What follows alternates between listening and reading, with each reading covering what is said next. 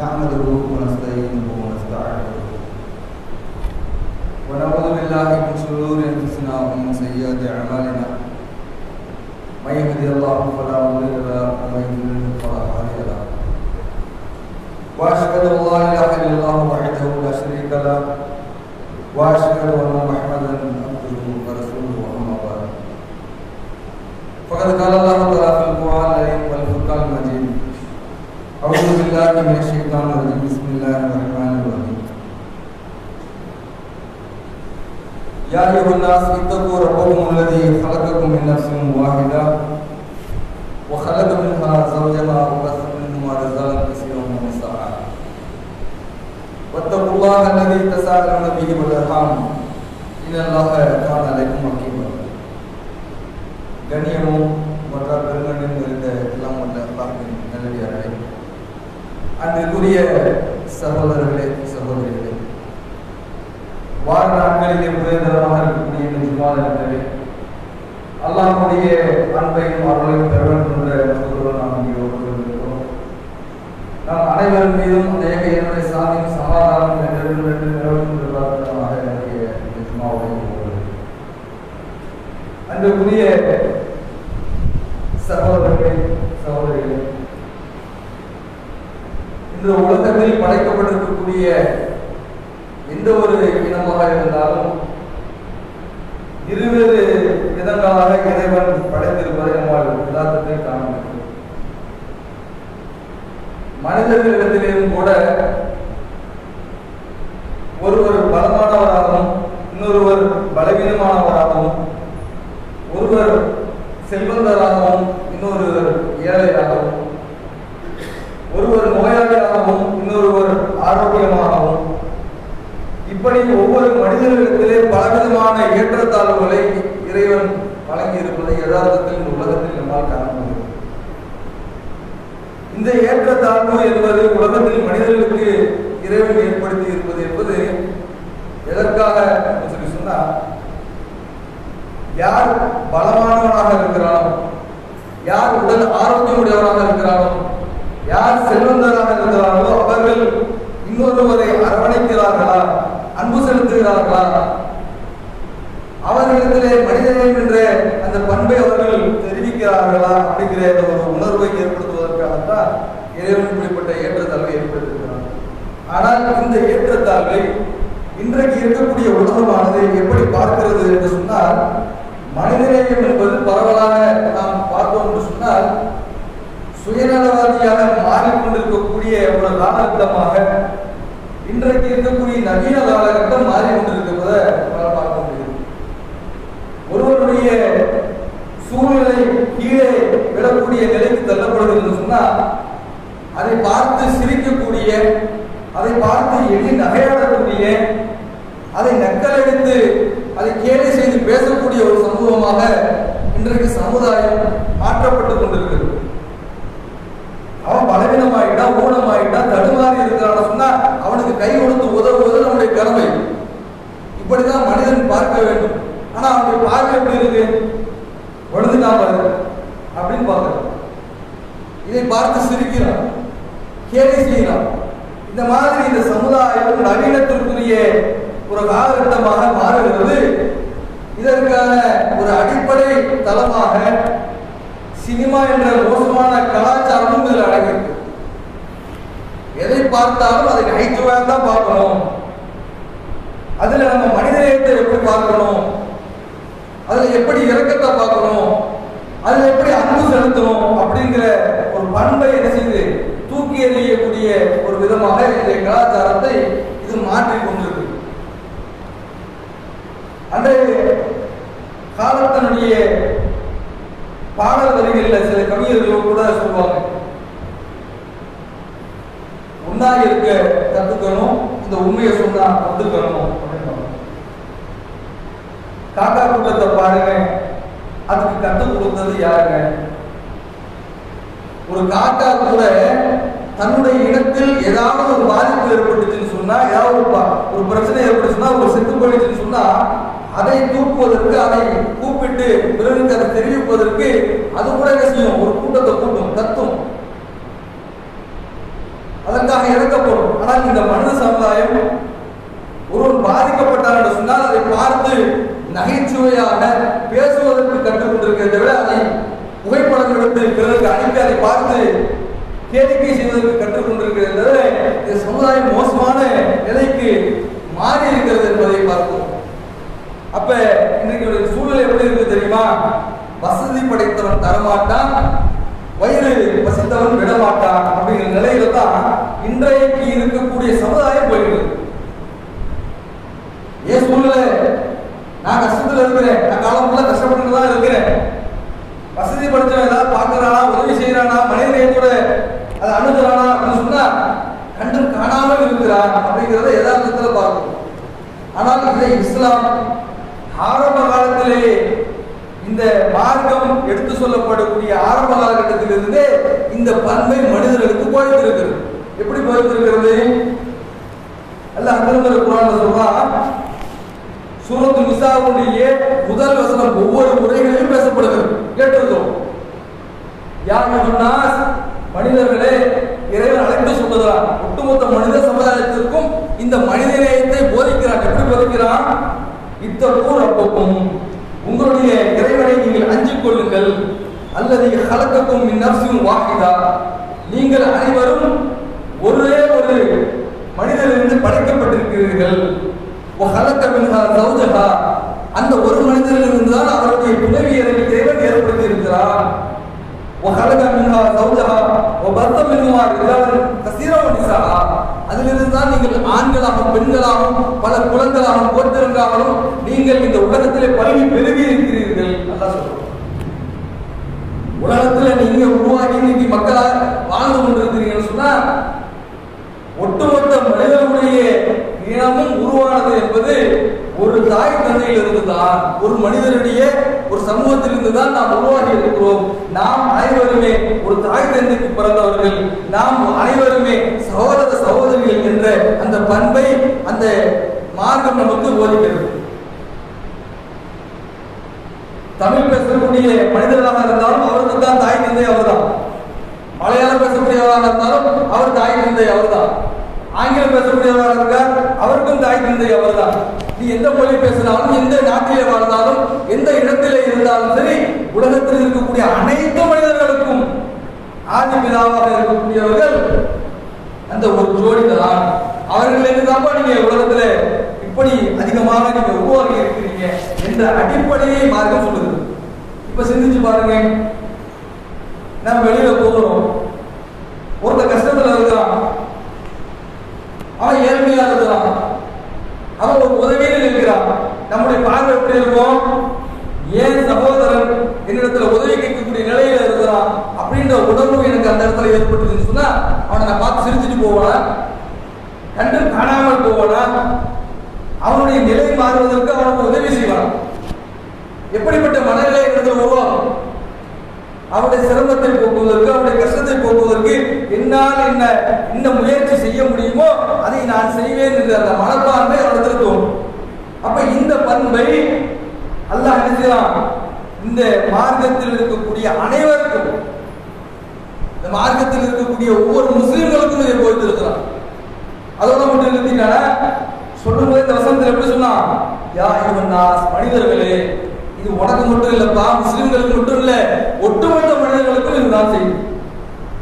மனித சமுதாயம் என்பது ஒரு தாய் தந்தையில தான் பிறந்திருக்கிறீங்க. அது எந்த மதத்தில் இருந்தாலும் மதத்தை கடந்து மனித நேயம் என்பது இந்த உலகத்தில் வாழ்ந்து கொண்டிருக்கும் என்று சொல்லி அல்லாஹ் இந்த செய்தியை நமக்கு போதித்தார்.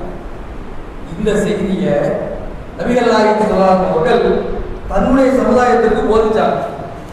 நம்ம இந்த செய்தியை இப்ப சொல்றோம் இல்லையா, இந்த செய்தியை அல்லாஹ் முதல் சமுதாயத்திற்கு ஒரு செயல் வடிவம் கொடுத்தாங்க. எப்படி கொடுத்தாங்க அப்படின்னு சொன்னா, நபிகள் நாயகம் அவர்கள் ஒரு நேரத்துல மஸ்ஜித் நபவி பள்ளிவாசல் இருக்கிறாங்க. அந்த நேரத்துல நுகருடைய நேரத்தில் போன்ற ஒரு மதிய நேரத்துல அல்லாஹ் என்ன செய்றாங்க, நுகருடைய நேரத்துல இருக்கிறாங்க. அப்ப அல்லாஹ் தூதரை சந்திப்பதற்காக அருகில் இருக்கக்கூடிய கிராமவாசிகள் என்ன செய்றாங்க, சில பேர் அல்லாஹ் தூதரை பார்க்க வர்றாங்க. முலர் என்று சொல்லக்கூடிய ஒரு சமுதாயத்தை சேர்ந்தவர் ஒரு கூட்டத்தார்கள் வர்றாங்க. அவர்கள் பார்க்கறதுக்கு எப்படி இருக்காங்கன்னு சொன்னா, காலில் செருப்பு இல்லை, உடல் இருக்கக்கூடிய ஆடைகளை பார்த்தா கிழிஞ்சு அந்த என்ன செய்யுது, உட்டு துணி போன்று உடல் அவயங்கள் எல்லாம் தெரியக்கூடிய அளவுக்கு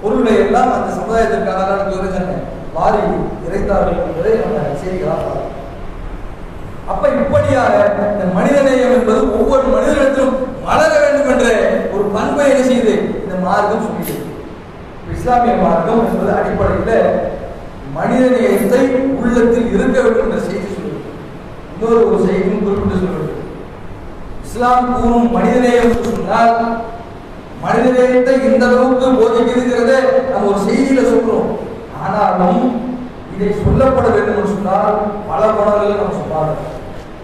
இந்த அளவுக்கு சொன்னா அடிப்படை இஸ்லாத்துடைய அடிப்படை ஓரிரை கொள்கை அல்லாஹ்வை மட்டுமே வணங்க வேண்டும் என்ற இந்த சிந்தனையில் கூட இந்த கொள்கையில் கூட மனிதநேயத்தை இந்த மார்க்கம் நம்மிடத்துல பார்க்கும்.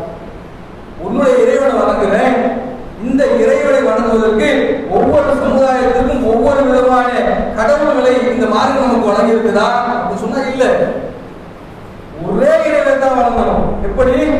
மேல இருக்கிறவனாக இருந்தாலும் கீழே இருக்கிறவனாக இருந்தாலும் உயர்ந்தவனாக இருந்தாலும் தாழ்ந்தவனாக இருந்தாலும் தனித்த ஒரு சமுதாயத்தில் வாழ்ந்தார்கள் அனைவருக்குமே இந்த ஒருவர் தான் கடவுள் அப்படிங்கிற சிந்தனையை தான் இந்த சித்தாந்தத்தை தான் இந்த மார்க்கம் சொல்லுது. அப்ப இப்படிப்பட்ட ஒரு கொள்கையை சொல்லும் பொழுது இந்த கொள்கையை வைத்துக் கொண்டு யாராவது உங்களுடைய பணத்தை சுரண்ட முடியுமா?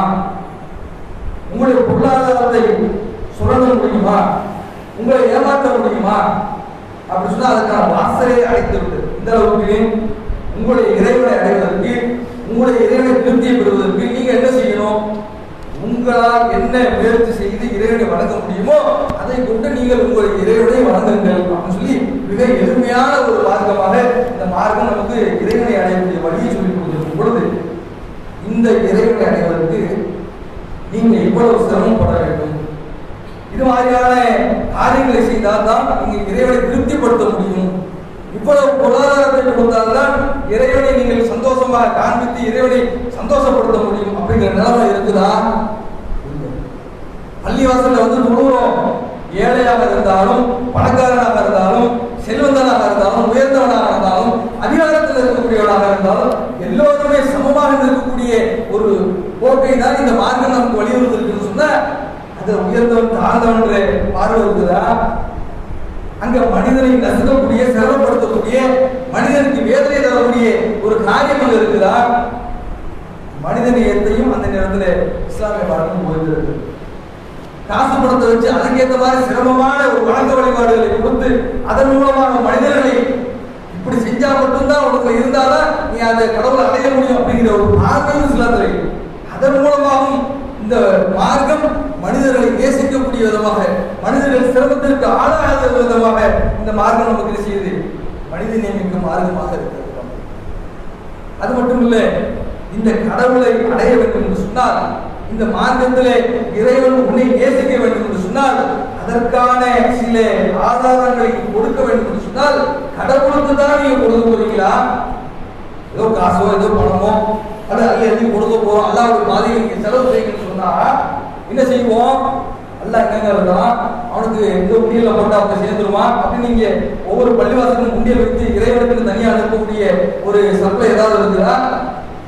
இல்லையே. இறைவனுக்காக நீங்கள் செலவிடுங்கள் என்று சொல்லக்கூடிய ஒவ்வொரு குர்ஆன் வசனங்களும் செய்திகளும் சொல்லப்படுவதெல்லாம் நீங்கள் செய்யக்கூடிய செலவுகள் அத்தனையும் யாருக்காக? இந்த உலகத்தில் சிரமப்படக்கூடிய கஷ்டப்படக்கூடிய ஏழைகளாக பாதிக்கப்பட்டிருக்கக்கூடிய முதியவர்களாக இருக்கக்கூடிய இப்படிப்பட்ட வலியவர்களுக்கு தான் இந்த பொருளாதாரத்தை என்ன செய்து செலவிடுமாறு மார்க்கம் அப்படின்னு சொல்லுது. அந்த காசு பணத்தை என்கிட்ட கொடு நான் சேர்க்கிறேன்னு சொல்லி அதை யாராவது வாங்கி கொள்ளக்கூடிய இடைத்தரகராவது இந்த மார்க்கத்தில் இருக்கிறாங்களா? அதுவும் இல்லை. இறைவனை அடைவதற்கு நீ இந்த கேட்டகரியில போய் கோர்ஸ் படிச்சுட்டு வந்தாதான் நீ இங்க தொழுகை நடத்த முடியும், நீ இப்படிப்பட்ட காரியத்தை செய்ய முடியும் அப்படிங்கிற நிலை இருக்குதா? யார் வேணாலும் இறைவனை தொழலாமே, யார் வேணாலும் இறைவனை அடையலாமே, யார் வேணாலும் இறைவனை அணுகலாமே. இப்படிப்பட்ட இலகுவான மார்க்கமாகத்தான் இந்த மார்க்கம் சொல்லப்பட்டிருக்கு. தவிர எந்த விதமான சிரமமும் இந்த மனிதர்களுக்கும் கொடுக்காம அனைவருக்குமே சமமான ஒரு மனிதநேயமிக்க மார்க்கமாக இருக்குதா பார்க்கவா இல்லையா? இதிலும் இந்த கடவுள் கொள்கையிலும் இந்த மனிதநேயத்தை இஸ்லாமிய மார்க்கம் பார்க்கிறது. அப்ப ஏழையாக இருந்தாலும் எந்த இருந்தாலும் இந்த மனிதனை சமமான அளவிலே பார்க்கக்கூடிய பார்வை இந்த இஸ்லாம் நமக்கு சொல்லிக்காரு. அது மட்டும் இன்றைக்கு இருக்கக்கூடிய நவீன காலகட்டம் ஒவ்வொரு மனிதர்களும் இன்றைக்கு நவீன யுகத்தில் வாழ்ந்து கொண்டிருக்கக்கூடிய நேரத்தில் சில மனித நேயத்தை மீறக்கூடிய காரியங்களை நாம் கண்கூடாக பார்க்கிறோம். எப்படிப்பட்ட சூழ்நிலை சொன்னா, ஏதோ ஒரு ஆறுகளில் அதிகமான நீரோட்டம் வந்துட்டு இருக்கு அப்படிங்கிற ஒரு தகவல் கிடைக்குது. இன்றைக்கு கூட என்ன செய்யறாங்க, காவிரி ஆற்றுல தண்ணீர் திறக்கப்பட்டிருக்குது, அதிகப்படியான நீர் வரத்து இருக்குது அப்படிங்கிற தகவலாம் சொல்லப்படுது. அப்ப என்ன செய்யறாங்க, இன்றைக்கு இருக்கக்கூடிய இளைஞர்கள், குழந்தைகள், அந்த சில ஆர்வம் இருக்கவர்கள் என்ன செய்யறாங்க, போய் பார்ப்போம் எப்படி வருது தண்ணி அப்படின்னு சொல்லி ஆற்றுக்கு நடுவில் போய் நின்று பார்க்கறது, கடலுக்கு நடுவில் போய் நின்று பார்க்கறது, அந்த அருவிகளில் போய் நடுவில் போய் நின்று அதை பார்க்கறது, உற்சாகம் அடைகிறது, அதனுடைய சந்தோஷத்தை அனுபவிக்கிறது சொல்லி நினைச்சாங்க. அதனுடைய ஆழத்திற்கு சென்று அதை அனுபவிக்க வேண்டும் என்று அந்த விருப்பத்தோடு உள்ள போய் நிற்கிறான். அதையும் படம் எடுத்து கொண்டு சில பேர் நிற்கும். அது எந்த நிலைக்கு போகுது தெரியுமா, திடீர்னு ஏற்படக்கூடிய வெள்ளம் அங்க வரதை பார்த்தவனே வியாரணம் பார்க்கறான், தப்பிக்கணும்னு பார்க்கறான், ஆனால் தடுமாற்றுவாங்க, கீழே விழுந்தான், சிக்கி நினைச்சான், அதுல மரணிக்கக்கூடிய நிலை ஏற்படுது. அதையும் ரெண்டு வீடியோ எடுத்துருக்கான். நீங்க மனிதனை எப்படி பாருங்கன்னா, அவன் அங்கே செத்து போகக்கூடிய சூழ்நிலை ஏற்பட்டு இருந்தது, சிரிச்சுக்கிட்டு சந்தோஷமா வீடியோ எடுக்கக்கூடிய காட்சிகள் எல்லாம் பல காட்சிகள் இன்னைக்கு பதிவு செய்யப்பட்டு நினைச்சது இன்டர்நெட், பேஸ்புக், வாட்ஸ்அப், சமூக ஊடகங்களில் பதிவு செய்யப்பட்டிருக்கு. அப்போ ஒருவனுடைய மௌத்து என்பது, மரணம் என்பது, ஒரு சிக்கல்ல சிக்கி தவிக்கிறான் என்பதை எல்லாம் அதை பார்த்து ரசிக்கக்கூடிய வகையிலே அதை நான் பதிவு செஞ்சேன், அதை நான் ஒளிபரப்பு பண்ணேன், அதை நான் முதல்ல பதிவிட்டேங்கிற அந்த சிந்தனை இன்றைக்கு நினைச்சது மனிதனுடைய உள்ளத்துல போய் நிற்கும். நான் கஷ்டத்துல இருக்கலாம், வேதனையில் இருக்கலாம், அவனை காப்பாற்றுறதுக்கு இன்னும் முயற்சி செய்யணும், அவனை போராத தடுக்கணும் என்ற அந்த முயற்சிகள் எல்லாம் இல்லை. நீ போடு, நீங்க நான் எடுக்கிறேன் சொல்லி நிற்கிறதுக்கு அனுப்பி விடுறான், நின்று எடுக்கிறான், எடுத்து விட்டு அவன் சாகிறதையே என்ன செய்யறான், அதை படம் எடுத்து அதை அப்லோட் பண்ணி அதன் மூலமாக வருவாயை பார்க்கிறான், அதன் மூலமாக சந்தோஷத்தை அடைகிறான். நான் தான் அதை பதிவு செஞ்சுங்கிற பேரை விரும்புவதற்குரியவனாகவும் இன்றைக்கு இருக்கிறான். எப்படிப்பட்ட மனநிலை தெரியுமா? இவன்கிட்ட மனிதனை விரும்புவதை எதிர்பார்க்குறீங்களா? இப்படி இதை பதிவு செய்யக்கூடியவன் அப்படி பெரிய ரிப்போர்ட் மாதிரி ஒரு சூழலுக்கு ஒரு என்ன செய்யலாம், ஒரு நிலைக்கு மனநிலையை கொண்டு போகலாம்.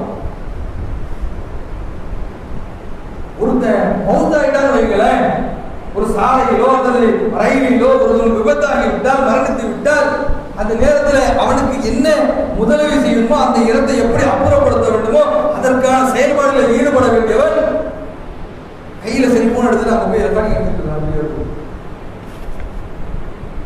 இதை பதிவு செஞ்சு நீ என்ன செய்ய போகிற, இதை யூடியூப்ல அப்லோட் பண்ணி நீ என்ன பண்ண போற, இதை வாட்ஸ்அப்ல பரப்பி என்ன செய்ய போகிற, அதனால யாருக்கு என்ன லாபம்? நான் ஃபர்ஸ்ட் பதிவிட்டேன். இவனுக்கு மனநிலை எப்படி நம்ம ஆகும், மனிதநேயமே இல்லாம இறுதியில் இந்த சமுதாயம் எப்படி தெரியுமா, முதல்ல ஒரு ஆக்சிடென்ட் நடந்துச்சுன்னா அதை போய் காப்பாற்றுற விஷயம் இல்லை, முதல்ல செல்போனை போய் தூக்கிட்டு இருப்போம்.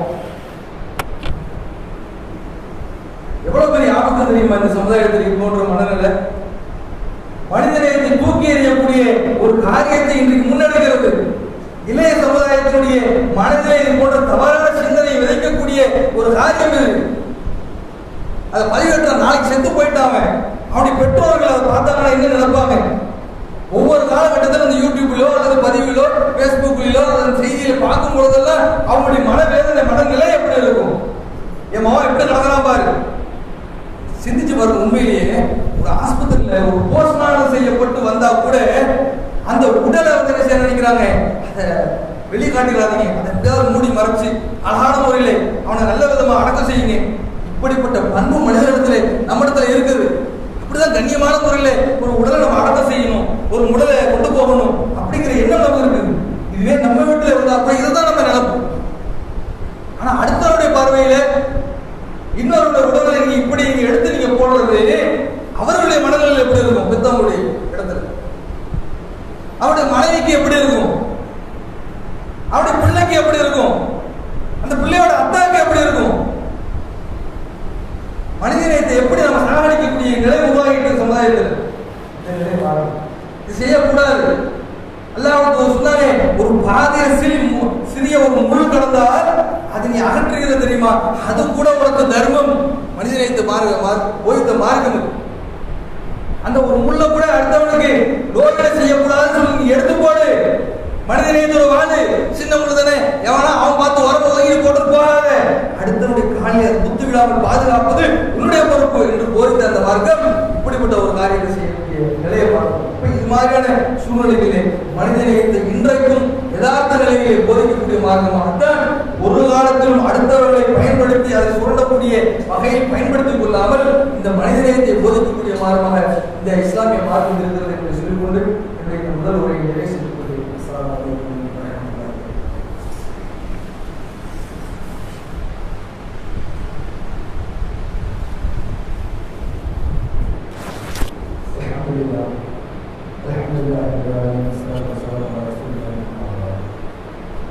அன்புக்குரிய சகோதரர்களே, சகோதரிகளே,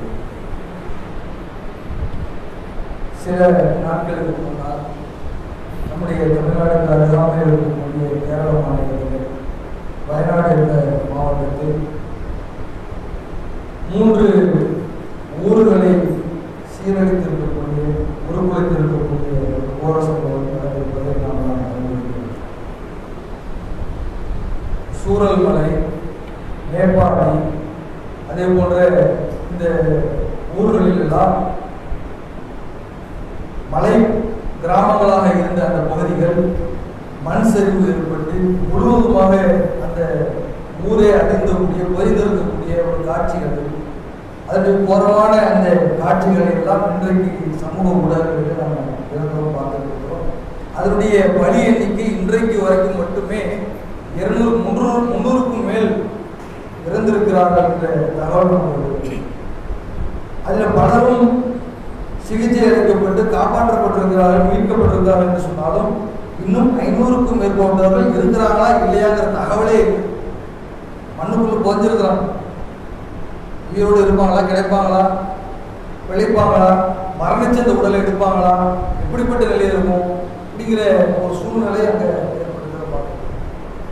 இன்னும் அங்கே இருக்கக்கூடிய மீண்டு வந்திருக்கக்கூடிய அந்த மக்களிடத்தில் கேட்கும் பொழுது அவர்கள் சொல்லக்கூடிய செய்தியை பாருங்க. இதுக்கு பிறகு இங்கே எங்களுடைய இடங்கள் எல்லாம் இருக்குது, எங்க இருக்குது, இப்படி இருக்குது, என்னுடைய உரிமை என்ன எதுவும் தெரியாது. சரி, இருக்கிற இடத்த நான் வீடு கட்ட முடியுமா? அதுக்கான எனக்கு பொருளாதாரம் இருக்குதா? எதுவும் இல்லை. சாப்பாட்டுக்கு வழி இருக்கா? எதுவும் இல்லை. ஒன்றுமே இல்லாத நிலையில் நாங்கள் நெருக்கடியாக நாங்கள் இருக்கிறோம்.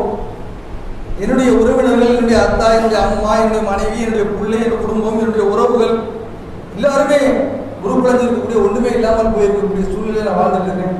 இதுக்கு மேலே ஒரு வாழ்க்கையை நான் வாழ்வுமான விரக்தி மனநிலை எல்லாம் எனக்கு ஏற்படுத்துறது.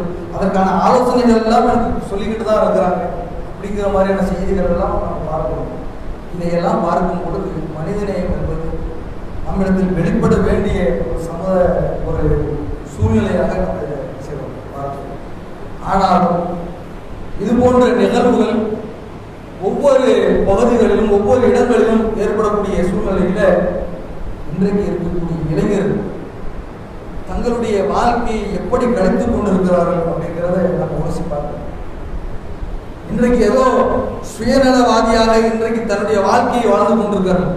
நான் இருக்கிறேன், சம்பாதிக்கிறேன், என் மனைவி இருக்கா, என் பிள்ளை இருக்கிறான், என் குடும்பத்தை சம்பாதிக்கிறோம், அவ்வளவுதான், இதோட போகும், நாங்க சந்தோஷமா இருக்கிறோம், எங்களுடைய வாழ்க்கையை இன்பமாக நாங்கள் அனுபவிக்கிறோம் என்ற இந்த மாதிரியான மனநிலையில் இன்றைக்கு வாழக்கூடிய சமுதாயமாக இளைஞர் சமுதாயம் மாறிக்கிட்டு இருக்கு. எந்த அளவுக்கு எனக்கு கொஞ்சம் சந்தோஷம் கிடைச்சாலும் அது போதும், எனக்கு நான் போய் அடுத்தவருக்காக உதவி செஞ்சு பெரிய தியாகிகள் பட்டம் நான் வாங்கணும் அவசியம், வேற யாராவது வாங்கிட்டு போங்க, இப்படியே சொல்றோம். பட்டத்தை நீ வேற யாராவது கொடுத்துட்டு போங்க, யாருக்காவது கொடுங்க, எனக்கு தேவையில்லை அப்படின்ற மனநிலைக்கு போகிறான். இன்றைக்கு ஒவ்வொரு சின்ன விஷயத்துல எதுல சந்தோஷம் கிடைக்குமோ அதை அனுபவித்து அதன் மூலமாக ஒரு சந்தோஷத்தை அனுபவிக்க என்ற மனநிலையில் போகிறான். ஒரு 3 வாரத்துக்கு முன்னால் நமக்கு அருகாமையில் இருக்கக்கூடிய மயிலாடுதுறை மாவட்டத்தில் ஒரு மாணவன், ஒரு இளைஞன் ஸ்கூட்டர் பைக்கில் போகிறான் வேகமா. KTM பைக்கு சொல்லவே தேவையில்லை, சொல்லும் போதே நமக்கு பணம் இல்லை, அந்த வண்டி தான் அப்படின்னு போயிடும். போறான் வேகமா, அட்டம் பிடிச்சு வாங்கிருக்கலாம். போனா அவனுடைய சூழ்நிலை என்ன தெரியுமா? வேகமா போய் அங்க இருக்கக்கூடிய மின்கம்பத்துல மோதலாம்.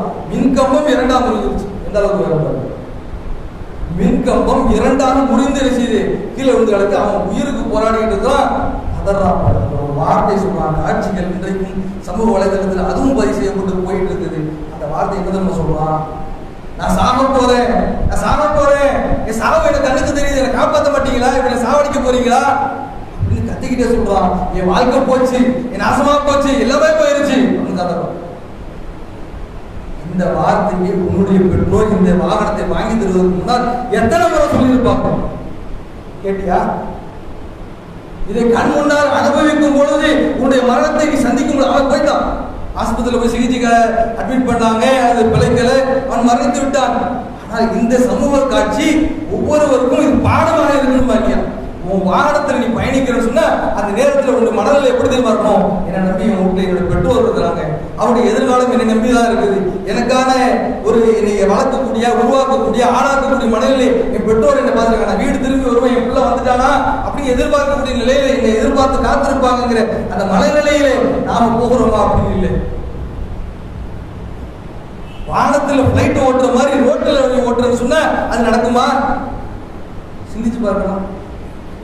ஒரு நிமிஷம் ஆனந்தத்துக்காக போட்டிக்காக ரேஸ் ஓட்டுறேன், பைக் ஓட்டுறேன், இந்த வாகனத்தை தானே ஓட்டுறேன்னு சொல்லி அதில் உன்னுடைய உயிரை நீ பாலடிக்கிறேன்னு சொன்னா, வீணடிக்கிறேன்னு உன்னுடைய வாழ்க்கையை நீ பாழாக்கிறேன்னு சொன்னா அல்லாஹ்விடத்தில் நீ பதில் சொல்ல கடமைப்பட்ட. அல்லாஹ்விடத்திலே இந்த உயிர் பலிக்கு நீ பதில் சொல்லியே ஆக வேண்டும். இது அல்லாஹ் நினைச்ச மாட்டான், இறப்பில எல்லாம் கொண்டு போக மாட்டான். இதனுடைய பலவீனம் எப்படிப்படுத்துவா? இது வீர மரணமாகாது. இது உன்னை நீயே தற்கொலை செய்யக்கூடிய ஒரு நிலைக்கு மாறும். அடுத்தவன் மேல போய் மோதலுடைய கொலை என்ற பாவத்தை சேர்த்து சுமக்கக்கூடிய மறுமையிலும் நரகத்தை தொடக்கூடிய ஒரு நிலைக்கு ஆளாகி போகின்ற எச்சரிக்கை சிந்தனையோடு, சமூக நிலை அக்கறையோடு, மனிதநேயத்தை இந்த போன்ற எங்கே பாதிக்கப்படுறாங்களோ அதுல நம்முடைய ஆக்கப்பூர்வமாக நம்முடைய உழைப்பை செலுத்த வேண்டும். அப்படிப்பட்ட இளமை பருவத்தை இறைவன் கொடுத்திருக்கிறான். நபி இப்ராஹிம் அவர்கள் இளமை பருவத்திலே இப்படிப்பட்டவர்களாக இருந்தார் என்ற வரலாறுகளை எல்லாம் படித்து நாம் என்ன செய்யணும்? இந்த சமுதாயத்தை உருவாக்க கடமைப்பட்டிருக்கோம் என்ற செய்தியை சொல்லிக்கொண்டு இரண்டாம் முறை நிறைவு செய்து கொள்கிறேன். அஸ்ஸலாமு அலைக்கும் வரஹ்மத்துல்லாஹி